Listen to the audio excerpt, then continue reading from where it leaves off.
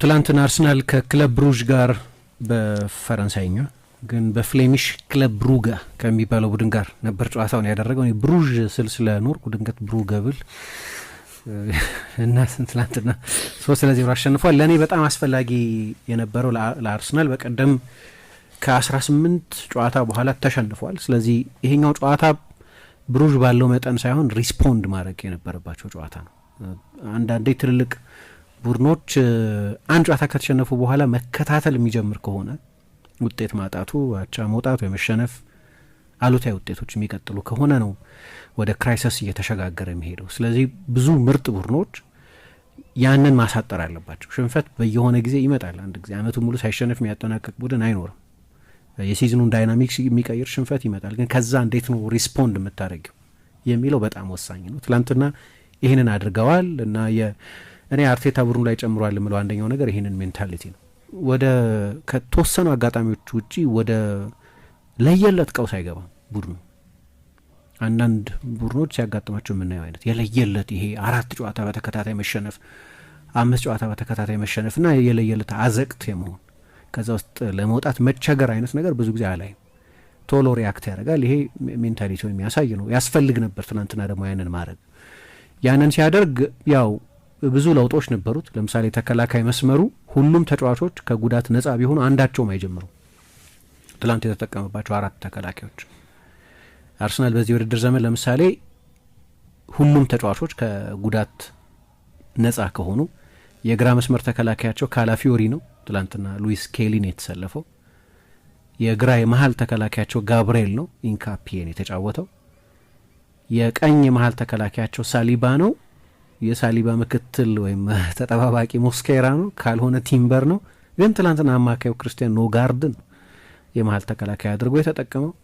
ዋይት የአርሰናል ጀማሪ የቀኝ መስመር ተከላካይ ነበር፣ ግን ዘንድሮ ቲምበር ነው የአርሰናል ቁጥር 1 የቀኝ መስመር ተከላካይ። ስለዚህ ባክፎሩ እንዳለ ሜክሺፍት አዲስ ከዚህ በፊት አብረው ተጫውተው የማያውቁ ተጫዋቾችን የተጠቀመው።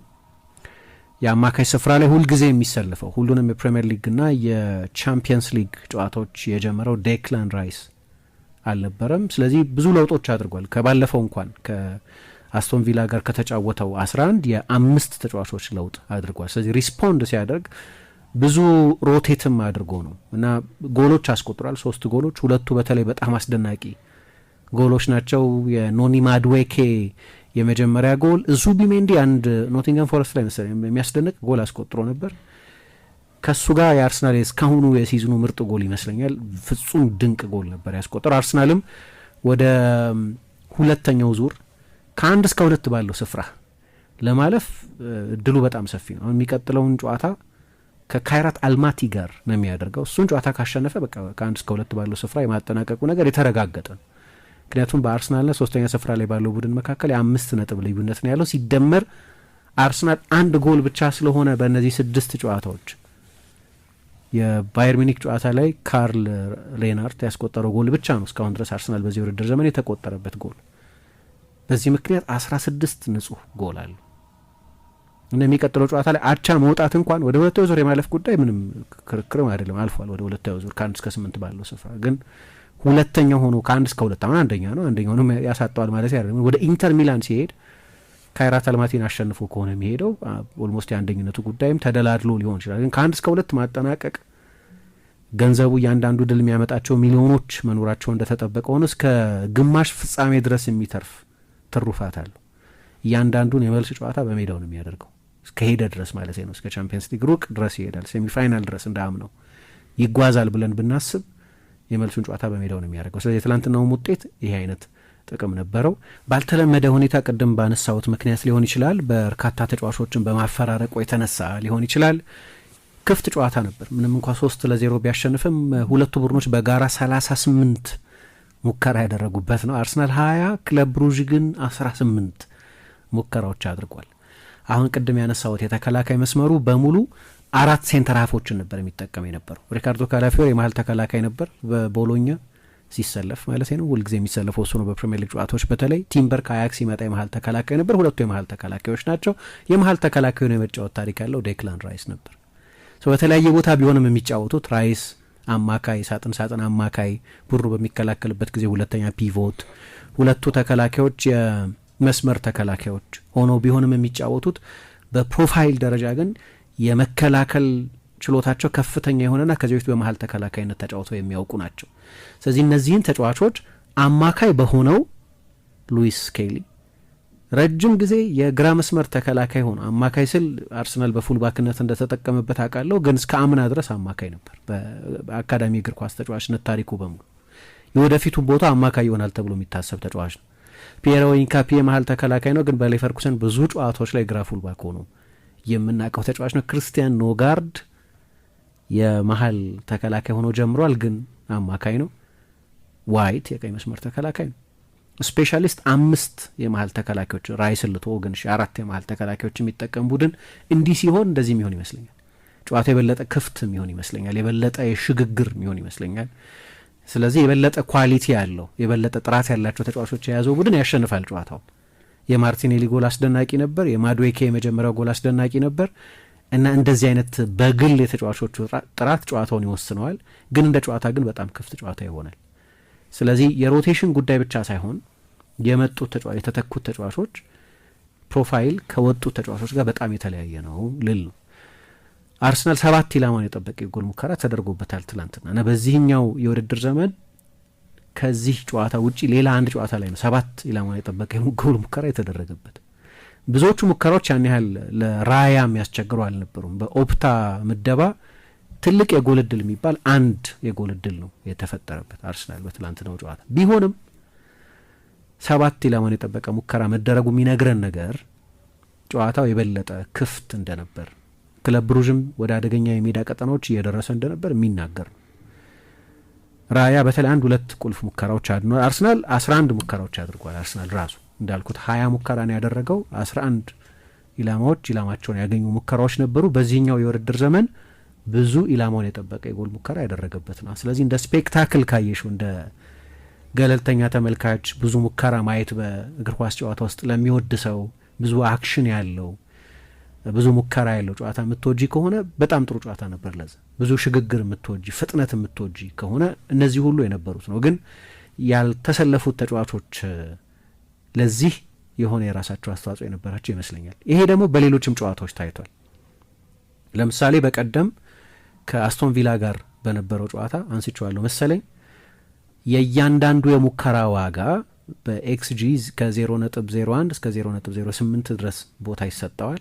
ወደ 1 በተጠጋ ቁጥር ያ የጎል እድል በጣም ትልቅ ነው፣ 0.8 በጣም ትልቅ ነው ይባላል እና በዚህ የውድድር ዘመን በ10 ደቂቃ ውስጥ አስቶን ቪላ ለኦሌ ዋትኪንስ የፈጠረው የጎል እድል አርሰናል በዚህ የውድድር ዘመን በሙሉ ከአንድ ሙከራ የተፈጠረበት ከፍተኛው የጎል እድል። የእያንዳንዱ ሙከራን ዋጋ ስናሰላው ማለቴ ነው። የበቀደሙ ጨዋታ በጣም ክፍት ነበር ለአርሰናል፣ በጣም ትራንዚሽናል ነበር። እነዛን መቆጣጠር አልቻለም። ራይስ ፊዚካሊ ስለደከመ ሊሆን ይችላል፣ ዙቢሜንዲ እያንዳንዱን ጨዋታ ስለሚጀምር ሊሆን ይችላል። ከሁሉ በላይ ግን ሁለቱን ዶሚናንት የመሀል ተከላካዮች ባለመያዙ ምክንያት ሊሆን ይችላል እና ይሄ እንደ ፓተርን እየታየ ያለ ነገር ነው እና ትላንትናም እንዲህ አይነት ነገር ነበር። አርሰናል ማሸነፉ ተገቢ ነበር፣ ዶሚናንት ነበር፣ ድንቅ ጎሎች አስቆጥሯል። ግን ጨዋታው እንዲህ አይነት መልክ ነበረው እና ብዙ ተጫዋቾችን ነው ትላንትና ሳይዝ የሄደው፣ ግማሽ ስኳዱን ነው ሳይዝ የሄደው። ጎሎቹ ግን ውብ ነበሩ። በተለይ የኖኒ ማድዌኬ ጎል፣ የመጀመሪያው ጎል በብዙ መለኪያዎች አስደናቂ ነበር። እንግዲህ አሁን ኖኒ ማድዌኬ ከቼልሲ ሲመጣ ጀምሮ የነበረበት አንድ ሀሜት ልበለው፣ አንድ የሚቀርብበት ትችት ቼልሲም ውስጥ በነበረበት ጊዜ በጣም ጥሩ ተጫዋች ነው፣ የሃይ ቮሊዩም ተጫዋች ነው። ለምሳሌ በፕሪሚየር ሊግ ከሞሐመድ ሳላ ጋር ብዙ ጊዜ የተጋጣሚ ቡድን የፍጹም ቅጣት ምት ሳጥን ውስጥ ብዙ ኳስ የሚነካው ተጫዋች እሱ ነው። ብዙ የአንድ ለአንድ ድሪብሎችን ከሚሞክሉ የፕሪሚየር ሊግ ተጫዋቾች መካከል አንደኛው ነው። ብዙ የጎል ሙከራ የሚያደርግ ተጫዋች ነው፣ ግን ብዙ ጎል አያስቆጥርም፣ ብዙ አሲስት አይሰጥም። የሃይ ቮሊዩም ተጫዋች ሆኖ ግን በጨዋታ ውስጥ በጣም ወሳኝ በሆነው ሜትሪክ ብዙ ውጤታማ አልነበርም። 23 ዓመቱ ነው። ስለዚህ ከሳካ አንድ በግልጽ የሚለየው ነገር ሳካ በጣም ፕሮዳክቲቭ ተጫዋች ነው፣ ጎሎች ያስቆጥራል፣ አሲስቶች ይሰጣል፣ ኤፊሽንት ነው። ማድዌኬ ይህንን ማድረግ ከጀመረ እንደ ድሮ ቦታው የሳካ ብቻ አይመስለኝም። አሁን የአርሰናል የቀኝ ክንፍ ቦታ ያንን ማድረግ የሚችል ከሆነ ምክንያቱም ሌሎቹ አብዛኞቹ ነገሮች በጣም አስደናቂ ናቸው። ፈጣን ነው፣ የአንድ ለአንድ የተጋጣሚ ቡድን ተጫዋችን አልፎ የሚሄድበት ቴክኒክ፣ ፍጥነት፣ ድፍረት አለው። አሁን ውሳኔ ማስተካከል፣ የመጨረሻው 30 ሜትር ላይ ጎሎች ማስቆጠር፣ የመጨረሻ ኳሶች መስጠት፣ የጎል እድሎች መፍጠር፣ እነዚህን ማድረግ አለበት። እናም ትንሹ ማድረገው ነገር ፍሬት ነው ማለት ነው። ስጋት መፍጠር ይችላል የተጋጣሚ ቡድን። ግን አሁን ቀጥሎ ያለው እንደ ተጫዋች ያለ ትራንስፎርሜሽን የበለጠ አደገኛ የጎል እድል የሚፈጠር ተጫዋች መሆኑ። አንዳንድ በጣም ደስ የሚሉ የክንፍ ተጫዋቾች አሉ ለማየት የሚያዝናኑ። እኔ በቀደም ሳነሳው ነበር ሶንታ ለማክሲማ የፉላም ተጫዋች የኒውካስል ተጫዋች በነበረበት ጊዜ በፈረንሳይ ለኒስ ለሞናኮ ሲጫወት ሁልጊዜም ጠርዝ ላይ ያለ ተጫዋች ይመስለኛል። ዝም ብሎ በቃ እንደዚህ አሁን እንደምጠቅሰው አይነት ተጫዋች በመሆንና ኢንድ ፕሮዳክቱ ከፍተኛ ከሆነ ወርልድ ክላስ ተጫዋች በመሆን መሀል በሁለቱ ቦርደር ላይ ጠርዝ ላይ ድንበር ላይ ያለ ተጫዋች አይነት አድርጌ ያዋሉ። ጀረሚ ዶኩም እንደዚህ አይነት ስሜት የሚሰጥ አይነት ተጫዋች ነው። ብዙዎቹን ነገሮች በሚያስደንቅ ሁኔታ ያደርጋል።